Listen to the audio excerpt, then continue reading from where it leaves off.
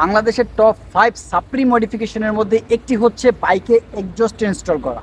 বিশেষ করে 4বি লাভারদের, 4বি বাইকারদেরকে আমি একটু আপনাদের নজরে আসতে চাচ্ছি। সেটা হচ্ছে ভাই, এই যে বাইকের মধ্যে আপনারা যে এক্সজস্ট ইনস্টল করেন, ভালো কথা, এক্সজস্ট ভালো থেকে খারাপ অনেক ধরনের এক্সজস্ট বাংলাদেশে পাওয়া যায়। আপনারা যে এসপি প্রজেক্টের এক্সজস্টগুলো, ছোট্ট মিনি হোলের এক্সজস্টগুলো যে ইউজ করেন, এবং আমাদের এই যে আমি এখন মেট্রোর নিচে আসি, এই দিক দিয়ে যখন যাতায়াত করেন, একটা সাইডে যে কেউ একটা মুরব্বী মানুষ থাকতে পারে, তাদের হার্ট অ্যাটাক থাকতে পারে, তাদের না হার্টের সমস্যা থাকতে পারে, আপনাদের মাথায় কি বিন্দু পরিমাণে ঢুকে না ভাই? আপনারা কি একটু পরিমাণে, একটু কি আপনারা চিন্তাশীল না?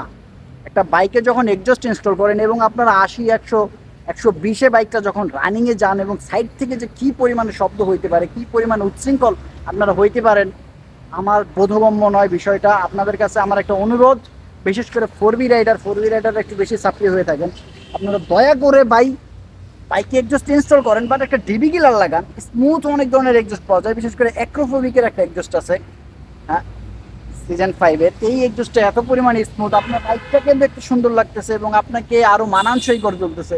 বাট ভাই, যে এসি প্রজেক্টের যে এক্সজস্টগুলো লাগান, কিংবা যে বেবি কিলার ছাড়া আপনারা যে এক্সজস্টগুলো চালান, এই এক্সজস্টগুলো এত পরিমাণ উচ্ছৃঙ্খল ভাই, দয়া করে আপনারা এই এক্সজস্টগুলো লাগায়েন না।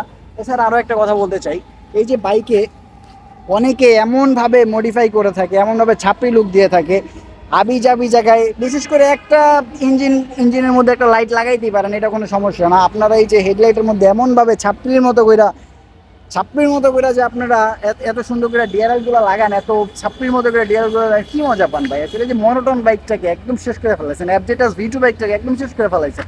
বাইকের মান সম্মান ইজ্জত সব শেষ, বিশেষ করে 4বি। এই বাইকটার মান সম্মান সব শেষ। এখন 4বি যে ভদ্রলোকরা চালায় না, বিষয়টা এরকম না, কিন্তু আপনারা এমন একটা পজিশন করছেন, 4বি এখন মানুষ বুঝেই সাপ্রি ছাড়া আর কিছুই না। সো দয়া করে ভাই, আপনাদের কাছে একটাই রিকোয়েস্ট, আপনারা বাইকে চালান, বাইক আপনারা প্রফেশনালি চালান কিংবা শখে চালান, যেভাবে চালান একটু সুন্দর মতনে চালান, সামঞ্জস্যতা বজায় রেখে চালান, যাতে করে আমাদের মতো যারা নর্মাল রাইডার আছে, আপনাদের কারণে আমাদের নাম খারাপ না হয়। এই যে এখানে আসছি, এখানে আমি দাঁড়ানোর, এই যে পিছনে একটা আসতেছে 4বি বাইক, ভাই কি বলবো আর, এখন আমার বলার কোনো ভাষা নেই। যাই হোক, আপাতত কথাটা এখানে স্কিপ করি। সবাই ভালো থাকেন, সুস্থ থাকেন, আর আমাদের চ্যানেলটা অবশ্যই সাবস্ক্রাইব করে দেবেন। আসসালামু আলাইকুম রহমতুল্লাহ।